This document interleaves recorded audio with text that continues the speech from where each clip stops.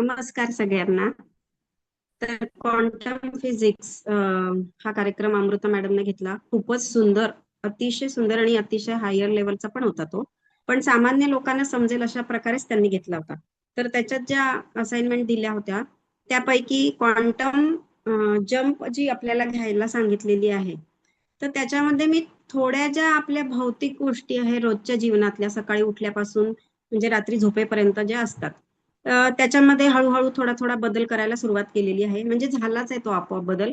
जसं जसं तो विचार करायला लागलो क्वांटम जम्पचा आणि तो सगळं शिकवलं त्याच्याबद्दलचा, तर सूक्ष्म गोष्टींमध्येही म्हणजे जसं आपल्या विचारांमध्ये काही काम करत असताना जेव्हा आपण विचार करतो, तर प्रत्येक वेळा बहुतेक वेळा जास्तीत जास्त निगेटिव्ह विचार किंवा कोणाबद्दल असे विचार की ही व्यक्ती अशीच आहे, ही आपल्याला असं का बोलली वगैरे असे विचार बहुतेक वेळा जास्ती वेळाच येतात. म्हणजे आणि शांतपणे काम करत असलो किंवा बसलेलो असलो किंवा काही करत असलं तर असे विचार जास्त येतात. तर आता असं झालंय की पटकन तो विचार बदलवता यायला लागलेला आहे मला, की हे आपल्या दृष्टीने योग्य नाही आणि असे विचार करणं पण योग्य नाही आणि त्या व्यक्तीला पण असं आपण त्या दृष्टीने बघणं योग्य नाही, कारण ती व्यक्ती म्हणजे आपणच आहोत. कारण की आता आपण क्वांटम जम्प मध्ये असं हे क्वांटम फिजिक्स मध्ये आपण असं बघितलं की जे डोळा प्रोड्यूस करतोय ते नाहीच आहे म्हणून.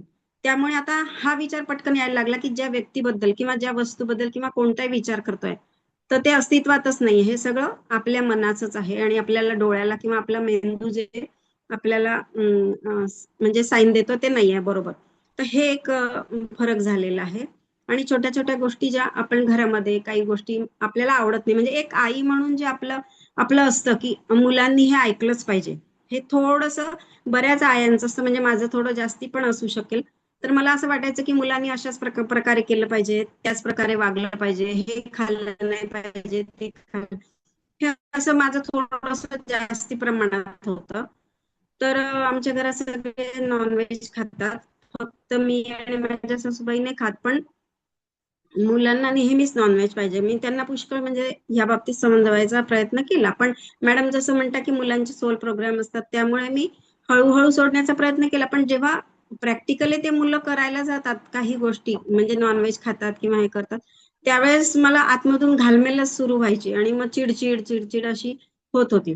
तर आता मी टोटली ते सगळं म्हणजे पूर्णपणे सुटलंय हे, हा प्रोग्राम झाल्यापासून त्याच्यामध्ये आपल्याला इंटरफेअर करायची गरज नाही. म्हणजे इवन मी त्यांना घरात पण नाही आणू द्यायची आणि चिडचिड करायची, तुम्हाला जे खायचं ते बाहेरच खा. आणि घरी पण बनवू देत नव्हती म्हणजे आधी. आणि ते भांडे वगैरे खूप ते सुलक्षणा मॅडम गरम पाण्याने तुम्ही धुणं हे बरं. सुलक्षणा मॅडम हा. सुलक्षणा मॅडम तुम्ही खूप हा. जनरलाइज बोलताय. आपल्याला असं नव्हतं हो. सांगितलं. जसं एक उदाहरण घ्यायचं आणि त्यावेळेला काय विचार केला. आपल्याला हा इम्पॅक्ट तर साठी नाही फोकस करायचा, आपल्याला विचार कसा करतोय त्याच्यावर फोकस करायचंय. तर एक उदाहरण तुम्ही घेतलं पाहिजे, असं जनरलाइज बोलू नका. म्हणजे बरं. आता यांनी कसं केलं की डास घेतला, मग डास बसला, मग त्याला मारावंसं वाटलं, मग काय विचार हो. आला, हो. अशी उदाहरणं पाहिजेत. की मला त्या दिवशी असं वाटलं, मी हा विचार केला. पर्टिक्युलर इन्सिडन्स हा घेऊन तर तुमच्या विचारात काय काय बदल झाले ते पाहिजे. तुम्ही जनरलाइज बोलताय का? हा. की ते मी सोडून दिलं पूर्णपणे. तो विचार मी पूर्ण बदलला की हे मुलं पण तेच आहेत, म्हणजे आपलेच स्वरूप आहेत. त्यामुळे आता ते काय करतात ते त्याच्याकडे लक्ष नाही द्यायचं, ते करू द्यायचं त्यांना. हे शेवटी मी हा विचार केला आता. तर ही एक थोडीशी म्हणजे बदल झालेला आहे माझ्यामध्ये पुष्कळ. आणि अजून बाकी पण गोष्टींमध्ये की पाण्याला जेव्हा आपण व्हर्टेक्स करतो तेव्हा स्वतःचे रोग किंवा स्वतःबद्दल जे अफर्मेशन्स देत होते, तर आता असं झालंय की ते अफर्मेशन सगळ्यांसाठी, म्हणजे घरातले, आपला ग्रुप किंवा आपले बाहेरचे नातेवाईक मित्र, सगळ्यांचं मध्ये बदल झालाय. रोगांमध्ये सगळ्यांचा बदल झालाय. शिवाय जे काही सगळ्यांचे प्रॉब्लेम असतील ते पण पूर्णपणे सॉल्व्ह झालेले आहे.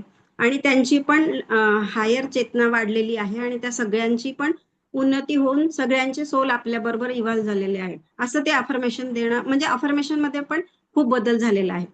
आणि छोट्या छोट्या गोष्टींमध्ये सुद्धा विचार करताना किंवा काही काम करताना किंवा कोणाला काही देताना खाताना पिताना सुद्धा हाच विचार करते की ह्याद्वारे त्या व्यक्तीची उन्नती होऊन राहिलेली आहे आध्यात्मिक, आणि त्यांची पण क्वांटम जम्प होत आहे आपल्यासारखीच. तर असे 3-4 गोष्टींमध्ये माझ्या बदल झालेला आहे. तर याच्यामध्ये अजून काही फरक करायचा असेल तर सांगा मॅडम तुम्ही. अजून आपण काय विचार करू शकतो? तुम्ही जसं मगाशी म्हटलात ना, हम्म. आपण सगळेजण सेमच आहोत, म्हणजे एकच आहोत. म्हणजे हो. दुसरी गोष्ट, डोळा दाखवतोय ते सगळं खरं नाहीये. सेम गोष्ट हो. नॉनव्हेजच्या ठिकाणी, नॉनव्हेज म्हणून बघतोय म्हणजे नॉनव्हेज नॉनव्हेज आहे का, आपल्या डोळ्याने क्रिएट केले, म्हणजे हा. कलेक्टिव्ह कॉन्शियसनेसनी क्रिएट केलंय ना ते. मग हो हो. नॉनव्हेज म्हणजे नॉनव्हेज आहे म्हणू शकत नाही आपण. नाही, बरोबर कदाचित आहे. व्हेज जे आहे तेही नॉनव्हेज म्हणून दिसू शकतं डोळ्याला, आणि नॉनव्हेज आहे ते व्हेज दिसू शकतं. म्हणजे जेव्हा आपण हो. या 3D लेवलच्या गोष्टींच्या पलीकडे जाऊन विचार करू, तेव्हा त्या तशाच नाही आहेत, हे आता आपण क्वांटम फिजिक्समध्ये बघितलंय. त्यामुळे जेव्हा आपल्याला हो. पटत नाहीत ना गोष्टी, तेव्हा त्या त्या ठिकाणी क्वांटम फिजिक्स जर ठेवलं, तरंग किंवा हो. सूक्ष्म कणाच्या रूपात, तर त्या लवकर बाहेर पडायला किंवा त्या धारणेतनं बाहेर पडायला आपल्याला लवकर मदत होईल. तर त्या दृष्टिकोनातनं असा एक उपयोग होईल त्याचा, की नॉनव्हेज हे नॉनव्हेज आपल्या डोळ्यांना दिसतंय, पण ऍक्च्युअल मध्ये त्याच्या आतमध्ये व्हेज गोष्टी असू शकतात, किंवा व्हेज जे आहे तेच ते आहे म्हणू शकतो आपण. म्हणजे नॉनव्हेज हो. खाल्लं पाहिजे असा यातनं काही संदेश नाहीये. फक्त आपली धारणा बदलण्यासाठी किंवा आपल्याला ट्रिगर करणारी, आपल्याला त्रासदायक वाटणारी जी गोष्ट आहे ती हा. आपण बदलू शकतो या ह्याच्यातून, क्वांटमच्या कन्सेप्टमधून. धन्यवाद हो. मॅडम. धन्यवाद मॅडम.